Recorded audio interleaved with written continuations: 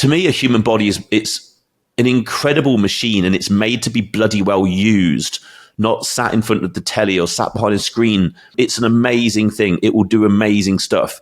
Use it.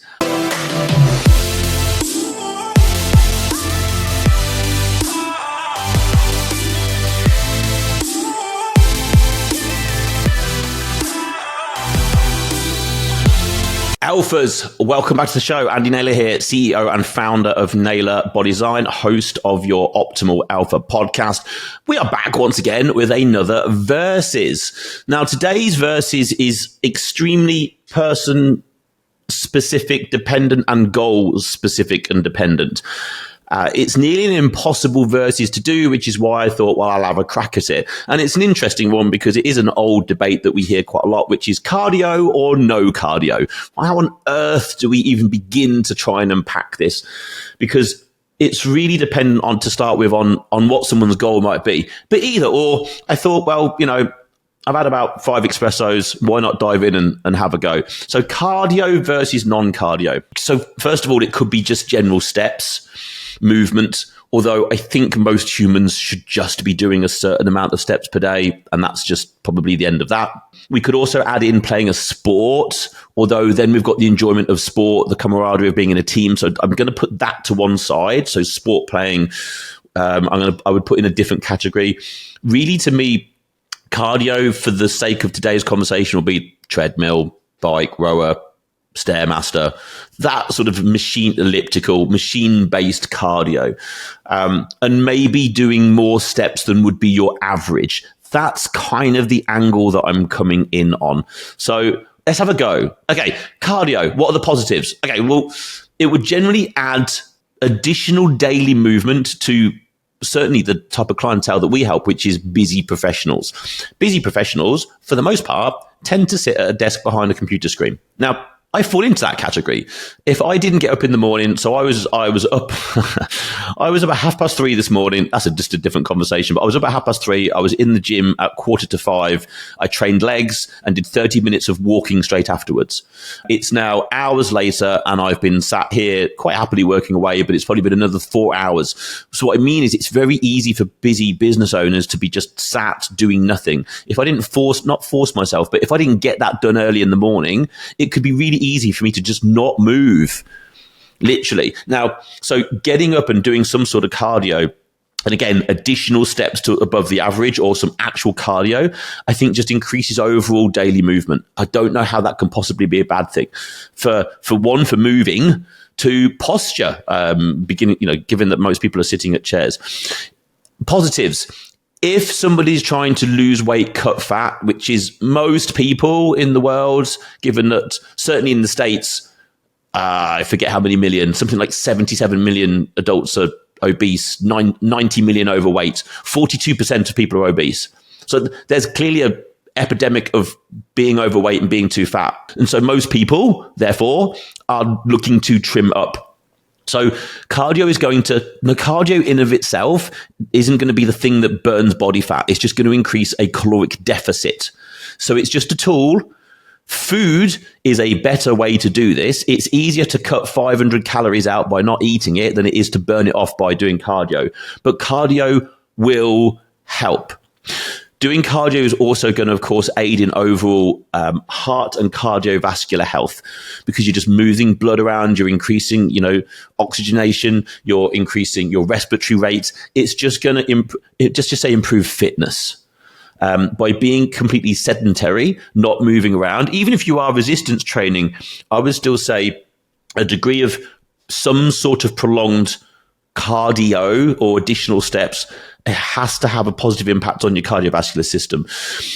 If done in the morning, therefore maybe even outside, I would then put this into the bracket of winning the first hour, which I think is something that we talk about with our clients a lot. If you can win the first hour of your day, you're rolling, right? And I'm not going to go into what that is. I've definitely done a whole episode on winning the first hour.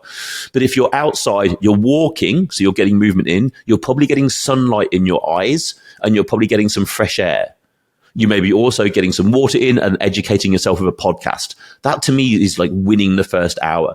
So getting up and getting outside and going for a walk in the fresh morning air to do additional cardio. It could be a bike ride, that could be walking, whatever. Could be hill sprints, whatever your jam is. I think if done outside, could be really useful in the morning. I think cardio in of itself can certainly help reduce stress and anxiety. It can in and of itself also, it is a stressful activity. So there's a sweet spot. I think we've worked with enough endurance runners over our time to know that, huge endurance certainly can have an impact, a negative impact on cortisol and can become extremely stressful on the body. So we're not talking about people who are doing, extreme long distance running, because that is a stressor of itself. For the most part, people doing some sort of cardio, regular cardio, additional steps, I think while doing that, certainly here's an interesting one. I remember when the last time I prepped for a show, maybe about sort of 3 or 4 weeks out, obviously still had fat to get rid of, but I was very stressed. Anxiety was high because, well, one, doing the show, running a business, everything like that. And it was very difficult to clear my mind. And my wife said, right, we're going out for Sunday. We're going to go out somewhere outside.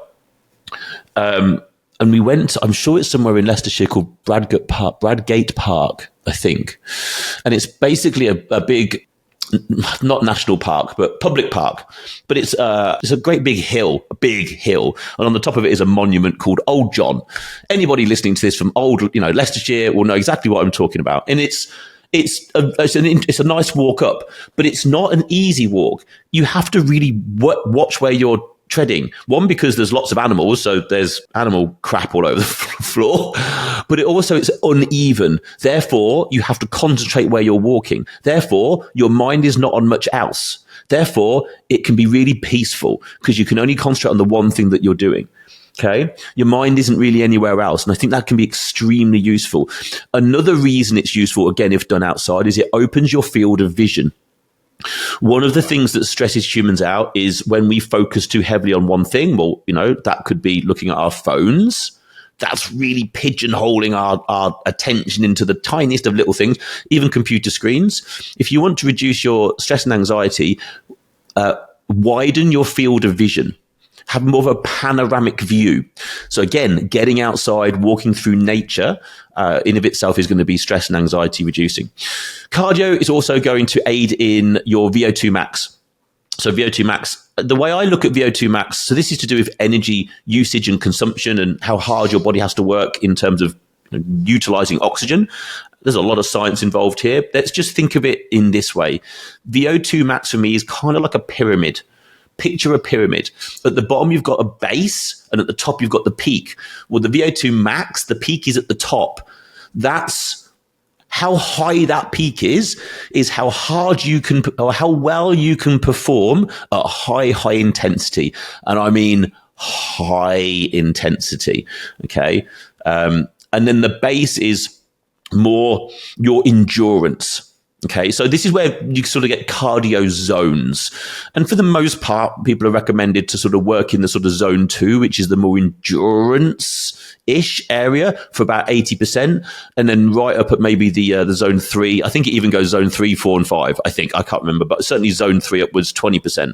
So you should be doing of your endurance or cardio-based work, 80% should be more endurance, steps, weighted walking, uphill walking, maybe jogging, although I think jogging's a complete waste of time, but that's just my personal opinion. And then 20% should be where you're breathing out your backside. You're really pushing. So one is increasing. So the 80% is increasing the base, and then that 20% is pushing the peak up. Now, if you really want to delve into what longevity looks like, there are a number of factors that we could use as metrics. VO2 max certainly falls in what are those metrics. Cardio can also boost hunger. Now, that's one of those weird ones that it depends what someone's goal is. If someone struggles to get food in and they're actually looking to get more food in, so they're looking to build or even struggling to maintain, cardio, although is burning calories, might actually increase hunger so that someone can get more calories in than they've burnt, which kind of sounds like a backwards way of going around it.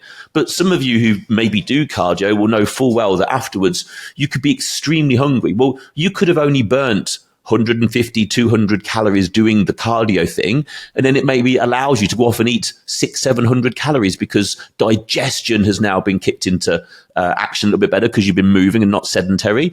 And now you can eat more food. So for those who struggle to get food in, the right amount of cardio can really help. I would say also after eating, moving would help. I definitely have slow digestion. It gets worse as the day goes on. So after my last meal, I normally go and walk for 40 minutes, some 30, 40 minutes, which one takes up time between eating and then going to bed because all I want to do is carry on eating. But it definitely helps digestion. And I think also cardio, again, in some form is going to aid overall recovery from your strength training, your resistance training, dependent on the intensity of the cardio. So if you're doing too much of that 20% zone 3 upwards, that's actually going to hit recovery. It's hard to recover from. But, additional steps, uphill walking, gentle cycling, gentle rowing, all that kind of stuff, I think is going to aid recovery. Alphas, I interrupt this show with a simple message. This show is here to benefit you and your progression to the best version of yourself. But not only just you, it's also here to benefit the people around you, your loved ones, your friends, other alphas in your vicinity. So why not do a really cool thing today? Something that I would thank you for and maybe someone else would. Share this podcast with at least one other alpha out there who you know would benefit from it. Why not share the information, share the ability for someone else to grow? I'm sure they would thank you. I 100% would absolutely thank you. This podcast only grows by our listeners, our followers doing amazing things like giving us 5-star reviews, downloading podcasts, subscribing, and then of course sharing it with other people. I thank you from the bottom of my heart. Share it with one person and of course drop us a 5-star review, download the podcast and of course subscribe. And now back to the show. What are the negatives of doing cardio? Well, it can boost hunger. So if you're someone who is struggling to keep food at a low enough level, what you might find is, I'm doing cardio because I want to get, lose body fat, get slimmer, but you're doing the cardio that's say then burning off 200 calories and then you're smashing 800 calories because you're so hungry. Well, for you, we could then say that cardio is maybe not an actual benefit, certainly not a benefit in terms of the goal of actually dropping body fat, because if it's making you too hungry. Cardio takes some degree of time. There is a time investment. Now, it depends what's most important to you and what your priorities are. Time is going to be needed to perform it, though. You could see that that's a negative. And again, if you're doing cardio and it's burning an amount of calories, and you're trying to build muscle, well, then you're going to need to eat more calories to get back through that cardio. I think the net impact of doing cardio has to be positive. I mean, I read you way more positive than negatives. I'm sure there are many others, but those are the ones that come to my mind. The net end result there is doing cardio is going to be, there's more positives than negatives there. But let's look at the not doing cardio. Shorter lists here, quite frankly. The positives of not doing cardio, it takes no time, because you didn't do it. That's pretty straightforward. And again, if you're in a building phase, trying to grow muscle, trying to eat more food, it might mean that you don't need extra food because you're not burning it off. They were about the only two positives of not doing any form of cardio that I could really come up with. We could say, well, if you're injured, maybe you shouldn't be doing it, or if recovery is really low, you shouldn't be doing it. But then I would say, well, you just keep moving, but you just do what you can, but at a really low intensity. To me, a human body it's an incredible machine, and it's made to be bloody well used, not sat in front of the telly or sat behind a screen. It's an amazing thing. It will do amazing stuff. Use it. I struggle to find a positive of not doing some degree of cardio all the time. What are the negatives of not doing cardio? This list could go on forever, but ultimately, first of all, you're going to see no improvement of VO2 max, really. I don't think you're really going to see it from strength training. I'm not saying it doesn't happen, but I think certainly VO2 max, so the widening of the base and the increasing of the sort of the high point, the peak of your VO2 max is going to be increased and improved by doing cardiovascular work. A negative is you're going to actually miss out on any additional cardiovascular health, positive interventions. Again, strength training is great, and you might get a high heart rate and you're exerting yourself. However, it is different to some sort of long form endurance work. Now, when I say endurance, I'm not talking about running marathons and stuff like that, but getting 10K steps in, stuff that is not CNS taxing, like doing 10K steps, maybe under a 10 kilogram weighted vest, is not, you can always take another step. Always. You could always take another step. You can't always do another rep because eventually your muscles can't contract. Okay. But you can always do another step. So I think that low intensity style has a benefit. And I think overall less what we would call NEAT, so non-exercise activity, thermogenic. So in other words, the work that you're doing that is not designated fitness time, if you're not doing enough of that, then when it comes down to what most people need to do, which is burn body fat, get leaner, get healthier, I think you can have a really tough time. So those are just my lists. It was a really interesting debate in my own mind to try and find a way of arguing each side. I certainly, when I've been cutting for shows, obviously cardio levels go up through the roof. Eventually, they don't start there.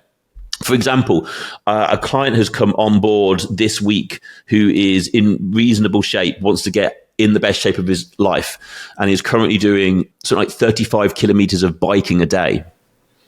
That's quite a lot, right? I don't know what it is in miles, but 35 kilometers of biking a day. One of the first things I'm going to do is try and stop that person doing that. And of course, the person's going to say, but I'm here to get shredded. And I'm going to be like, I know. So we're going to need that type of cardio and that type of exertion later down the road. How about we just use better control of food, better control of macros, better strength training, better sleep, lower stress? How about we pull on higher hydration? How about we pull on those levers first? Because I bet I can get this person way, way leaner than they are now with no cardio whatsoever. So, with no cardio to start. I will still want this person doing X number of steps per day, but the 35 kilometers per day biking, that I would pull away for now, because the person is going to be strength training at the level that I'm going to want them to, and they're also going to be still doing 10K steps. Well, the 10K steps, we can say it falls under a degree of cardio. I'm telling the person to do some of those weighted, but I'm going to, in terms of getting someone shredded, I'm going to need the real cardio later down the road. Okay, so there's a time and a place for cardio and the amount of it. But for general health, general wellness, well-being, longevity, I think overall there should always be something in place, even if that's a bare minimum of 10,000 steps per day. And I do mean bare minimum of 10,000 steps. And if you don't know what you're doing, start tracking your steps. Every phone has a free pedometer in it. A pedometer is just a thing that tracks movement. It's not really the number of steps that matter. It's the amount of movement. So I keep my phone in my pocket as much as I can, so it tracks my steps, but I also have an Aura ring, and that's tracking movement of my hand. So if I go and play basketball, so one of the things I do for cardio is I'll go for 40 to 60 minutes and just shoot hoops on my own. I love it. It's outside. I get some fresh air. It's a completely different style of movement. But my ring thinks it's super high intensity because, of course, my arms are suddenly moving around, whereas normally I'm not. I'm sat at a computer. But again, that type of cardio, so me going out and shooting hoops and playing basketball, is for me very stress reducing because I do oddly have what can we say? Like inspirational thoughts. That's not what I'm thinking. Creative thoughts. Quite often I stop and I'm like, I have an idea, and because my phone's in my pocket counting steps, I'll have to pull it out quickly and maybe make a voice note or something, because while my brain is not really thinking of anything, it's just going through the motions of shooting hoops. Suddenly that's when my mind seems to go creative. And I think this can also be a benefit of doing some cardio. Weird creative time. So there you go. I hope there's been some thoughts in there that are useful. I think the roundup for me is do something. Find something that works. I know most people will find doing ellipticals, stairs, all these things super, super boring, and they can be super boring. Even for those of us who've done shows and things like that, it can be super, super boring. It depends what your goal is. If your goal is to get absolutely shredded, eventually you're going to need to do that stuff. You can also while doing that super boring cardio, one, don't look at the bloody time. Like, turn the time off on the thing, like, cover it over. Don't watch the seconds click by really slow, because it's so, you need to distract your mind. Personally, I either listen to music or podcasts. Depends what mood I'm in. I choose one or the other. Sometimes I listen to a podcast and half an hour disappears. Sometimes I just can't listen to someone talking and I want to listen to music. Use what works for you. Anyway, that will do for today. I hope you've enjoyed this. Always, please share this with someone who you know who maybe is either a cardio bunny or someone who you know might need to do some cardio. Maybe there's been something I've said that maybe you've been trying to tell them. So by all means, share the show. And we always love a review here. So if you find this podcast useful, please do go and leave us a 5-star review. Let us know what you think to the content. And also let me know what you would like to hear more of, because that's always really helpful to me to know what to record for you guys. For now, over and out.